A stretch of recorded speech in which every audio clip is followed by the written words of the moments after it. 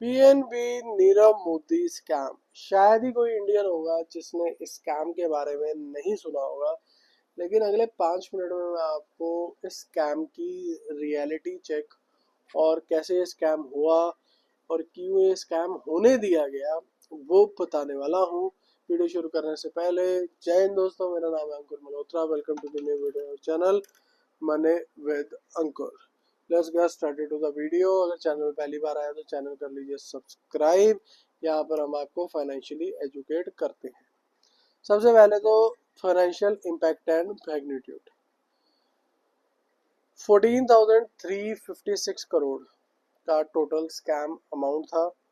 ये amount PNB के total market share का एक बड़े हिस्से के बराबर था। इस स्कैम ने पीएनबी को सालों तक लॉसेस में रखा।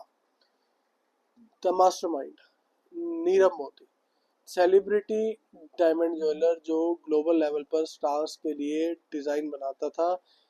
इस स्कैम के प्राइमरी बेनिफिशियरी और मेन एक्यूज्ड हैं मेहुल चोकसी, नीरव मोदी के मामा और गीतांजलि जेम्स के ऑनर।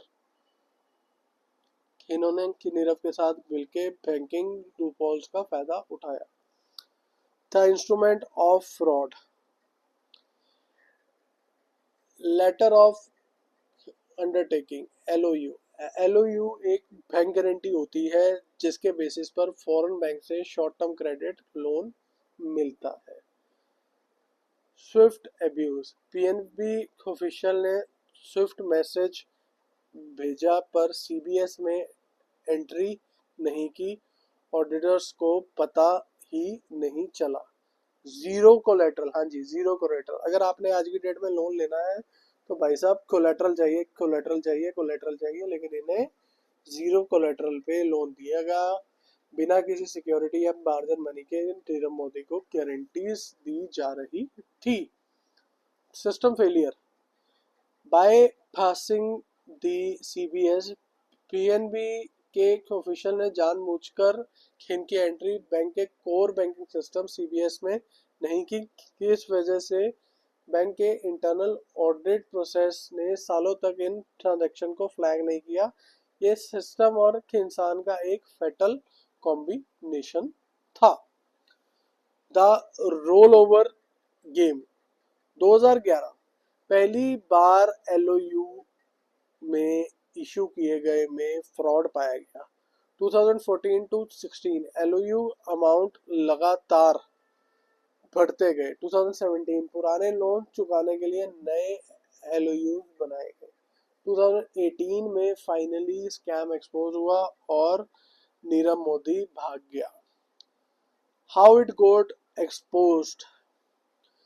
एक जनवरी 2018 में एक करप्ट ऑफिशियल रिटायर हुआ, तब मोदी की फर्म ने नए एलओयूज मांगे।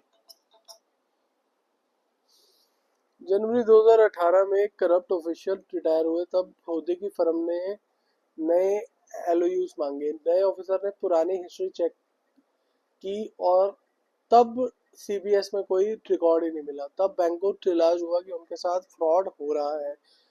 करप्ट एम्प्लॉयज ने स्विफ्ट को सीबीएस से कि लिंक ना होने का पूरा फायदा उठाया था। सिप हॉकिंग and lifestyle, luxury diverted. Investigation में पता चला कि पैसा डमी कंपनी द्वारा लग्जरी लाइफस्टाइल के लिए डाइवर्ट किया गया है और मोदी ने ग्लोबल बुटीक्स पर बैंक का पैसा स्पेंड किया, जबकि इंडियन टैक्स पेयर्स का पैसा खतरे में था। Accountability and fall out, Gokulnath Shetty, PNB के डिप्टी मैनेजर ने सबसे ज्यादा हेल्प की और प्रोसेस बाईपास किया। मैनेजमेंट फेलियर, टॉप मैनेजमेंट पर लैक्सिटी और सिस्टम मॉनिटरिंग ना करने के चार्जेस लगे। द एस्केप, स्कैम एक्सपोज होने से कुछ दिन पहले ही पूरी फैमिली इंडिया छोड़कर भाग गई और अभी इन्हें भगोड़ा घोषित कर दिया गया है। क्विक रिकैप और current status, Nirav Modi London की प्रिजन में बंद है और इसकी सारी अपील्स रिजेक्ट हो चुकी हैं। मेहुल चोकसी अपने की लीगल बैटल की लड़ रहा है। एसेट रिकवरी, ईडी ने हजारों करोड़ की ज्वेलरी और प्रॉपर्टी की ऑक्शन की है। पीएनबी हेल्थ, बैंक ने प्रोविजंस करके अपनी बैलेंस शीट अब स्टेबलाइज कर ली है। कि इसके अलावा इसमें जो भी आपके क्वेश्चंस रहेंगे वो आप पूछ सकते हैं। This is Nirav Modi scam, और यहाँ पर हमने 5 मिनट में आपको ये स्कैम एक्सप्लेन कर दिया है। ऐसे स्कैम्स और देखने के लिए चैनल कर लीजिए सब्सक्राइब। जय हिंद, जय भारत।